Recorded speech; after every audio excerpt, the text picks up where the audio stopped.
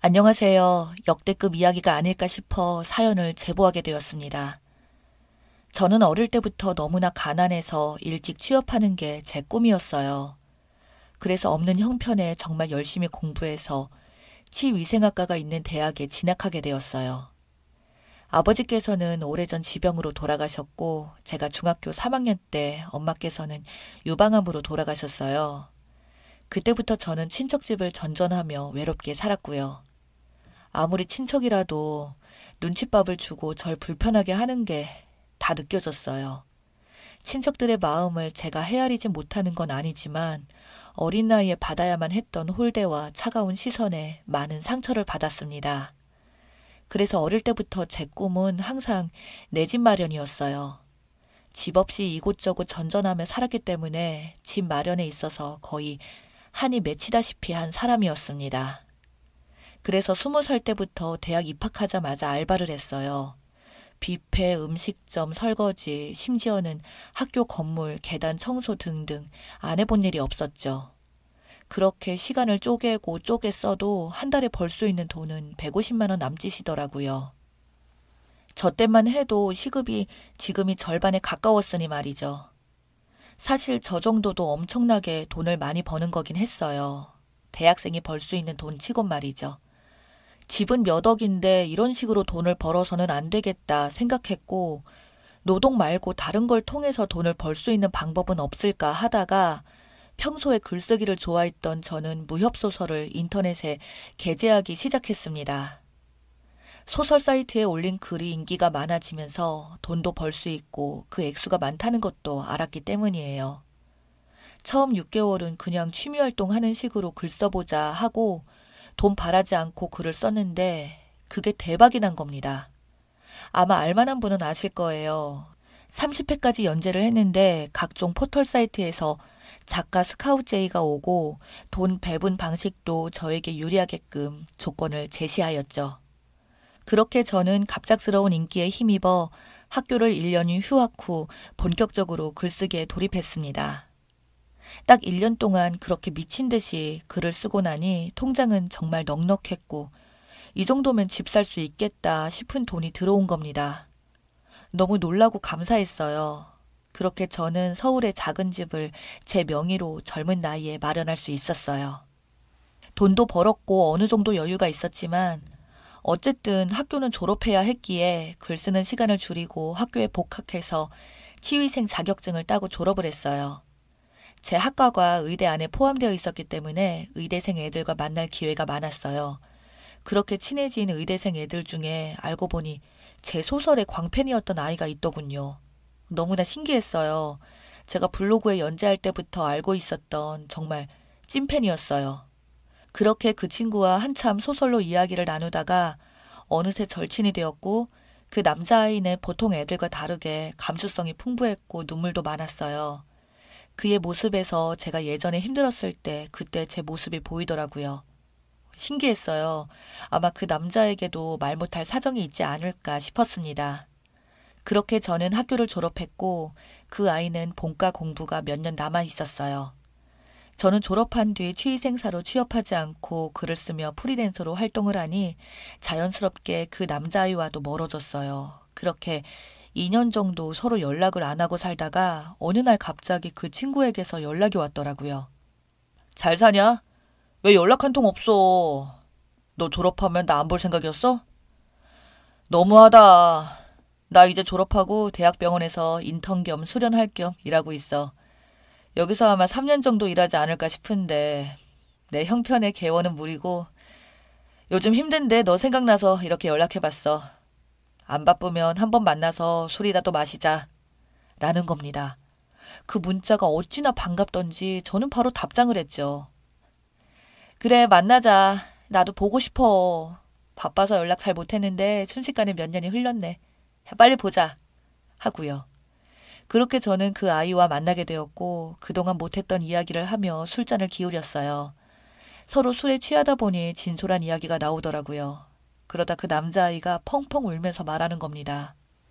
어릴 때부터 새엄마 손에서 자랐는데 새엄마는 항상 괴롭혔고 등수가 조금이라도 떨어지면 바로 무자비하게 몰아세웠고 내 꿈은 없다 하고 내 인생은 없고 오직 새엄마의 요구대로 살아왔고 집이 가난하니까 어느 정도 공부머리가 있는 나를 통해서 새엄마는 인생 피려고 한 것 같은데 이제는 이렇게 살고 싶지 않다. 나도 너처럼 꿈을 찾아서 떳떳하게 성공하고 자유롭게 살고 싶다며 엉엉 우는 겁니다. 저는 그 아이에게 그런 아픔이 있는 줄을 꿈에도 몰랐죠. 마음이 찡했습니다. 그렇게 제 과거 이야기를 말해주면서 그 친구를 위로해줬어요. 그날 이후로 저희는 더 가까워졌고 대학교 다닐 때보다 더 친하게 되었어요. 적어도 일주일에 두세 번 만나다 보니까 안 보면 섭섭하고 허전하더라고요. 저는 이게 사랑인 줄 몰랐습니다. 맛있는 거 먹을 때면 그 친구가 생각나고 어디 놀러 갈 때면 여기 같이 오면 좋겠다 이런 생각이 들더라고요. 그러다 그 친구와 저와 같았는지 먼저 마음을 표현했고 이렇게 저희는 사귀게 되었죠. 제가 살고 있는 집이 그 친구가 근무하는 병원과 가까워서 그 친구도 몇 번 놀러 왔고 제가 그 집을 살 때만 해도 그렇게 비싸지 않았는데 몇 년간 집값이 어마어마하게 올라서 많이 비싸진 상태였습니다. 제 능력으로 그 집을 샀다고 했을 때 그 친구는 정말 배울 점이 많은 사람인 것 같다며 저를 치켜 세워주더라고요. 제가 인정 욕구가 강했는데 너무나 좋았어요. 그렇게 저희는 몇 년간의 연애 끝에 결국 결혼을 하게 되었어요. 저는 부모님이 안 계신 상태였고 양가 허락보다는 제가 시어른 허락을 받는 게 우선이었어요. 그렇게 두근거리는 마음으로 남친의 새어머니와 아버님을 처음 마주친 순간 심장이 터지는 줄 알았습니다. 아버님은 세상 좋으신 미소로 저를 반겨주시고 상냥하게 이것저것 물어보셨는데 새어머니는 정반대였습니다. 네가 뭔데 우리 치과 의사 데려가려 하냐, 치위생사 주제에 어질럼 보냐 이런 느낌이었어요. 처음부터 저를 만날 때 그래 너가 치위생사라고? 시대가 많이 좋아졌다. 치위생사가 치과 의사를 다 만나고 그치? 옛말에 이런 말이 있단다. 의사하고 결혼하고 싶은 여자는 최소한 집 한 채, 차 키 몇 개는 가져와야 한다고. 너는 뭐가 준비되어 있니? 하면서 반농담식으로 말하는데 누가 봐도 저를 무안주고 무시하려는 말이었어요. 저는 순간적으로 얼굴이 빨개졌고 아무 말도 하지 못했습니다. 그때 남자친구가 말했죠. 엄마, 이 친구 절대 무시하면 안 돼요. 요즘은 글 쓰는 창작 능력도 대단하게 여기는 시대예요. 이 사람 소설 써서 억대 연봉도 찍었고 제 연봉으로는 꿈도 못 꿀 집도 혼자서 장만했어요. 그 정도로 자립심이 뛰어나고 치과 의사인 저랑은 비교도 안 될 만큼 훌륭한 친구예요. 그런 말씀은 제발 제게만 하세요. 라면서 정색을 하고 말하더라고요. 새엄마도 조금 무안했던지 그 이후로 말을 아꼈고요. 솔직히 속상했지만 그래 그 시대에 의사라는 직업이 최고였고 간호사나 조무사, 치위생사 같은 직군의 사람은 인간 취급도 안 했으니 내가 이해하자라고 넘겼습니다. 그렇게 새어머님 대신 아버님의 지지를 열렬히 받으며 결혼 준비를 했어요. 남친은 결혼 전 미리 저희 집으로 들어와 짐 풀고 같이 살게 되었어요. 주머니 사정이 넉넉지 않은 남편을 고려해 신혼집은 제가 살고 있는 집에서 시작하기로 했고요. 그렇게 저는 남친과 함께 틈틈이 쓰드메를 알아보고 너무나 마음에 드는 드레스를 고르게 되었어요. 결혼식이 일주일 전으로 다가왔을 때쯤 저와 남친 그리고 어머님 셋이서 잠깐 밥을 먹고 있었습니다. 그런데 드레스샵에서 연락이 온 거예요. 픽해 나온 드레스가 손상이 되어서 사용하지 못하게 되었다며 대단히 죄송하다고 혹시 빠른 시간 내에 매장 오셔서 다른 드레스로 픽하실 수 있냐며 갑작스러운 말을 꺼내는 겁니다. 저는 화들짝 놀라며 네?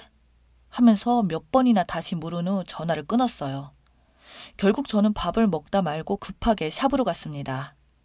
저번 주에 그 드레스를 빌려간 신부께서 크게 넘어져서 드레스가 손상되었다고 그래서 이런 일이 발생했다고 설명을 하더라고요. 어쩔 수 없지 하고 다시 드레스를 입으며 골라봤어요. 그렇게 한 드레스가 제 눈에 팍 꽂혔습니다. 몸매가 다 보이는 드레스였는데 드레스 결과 장식이 너무 예뻐서 마음에 들었어요. 신랑도 좋다고 했고요.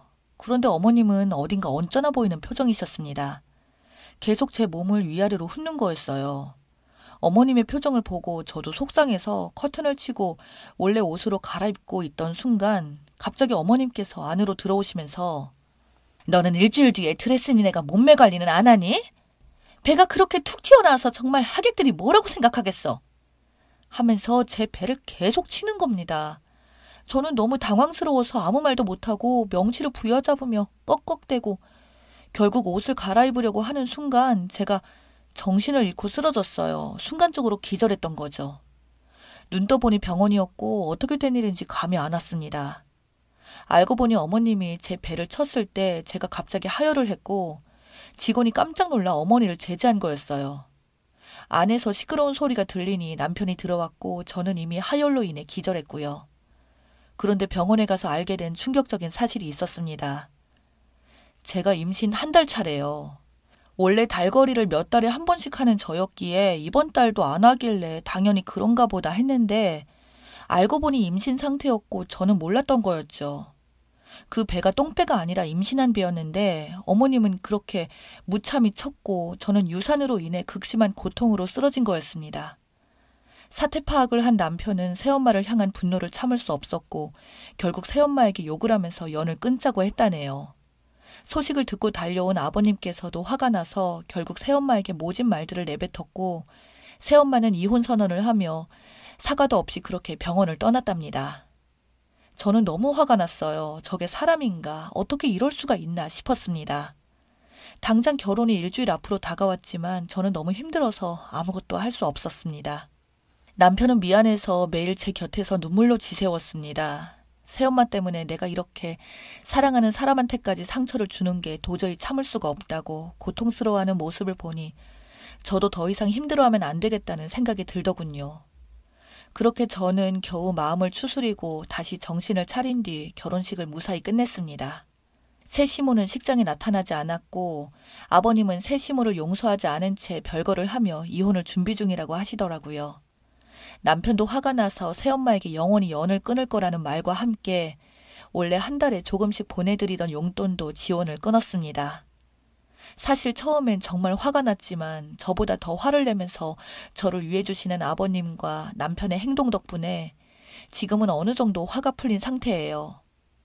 어처구니 없게 유산을 하다니 지금 생각해도 화가 치밀어 오르지만 그냥 똥 밟았다고 생각합니다. 세상에 너무나 막대먹고 무례한 사람들이 많은 것 같아요. 무심코 던진 돌멩이가 개구리를 죽인다는 걸 모르나 봅니다. 본인은 뚱뚱하다고 충고하려고 한 행동이 이 사달을 만들어놨으니 말이죠. 그렇게 폭풍 같은 결혼 준비와 식이 끝나고 지금은 집에서 쉬고 심리상담을 받으며 상처를 치유하고 있습니다. 남편도 어릴 때 새엄마에게 받았던 모진 행동 때문에 생긴 트라우마를 지금 저와 함께 상담받으면서 치유하고 있어요.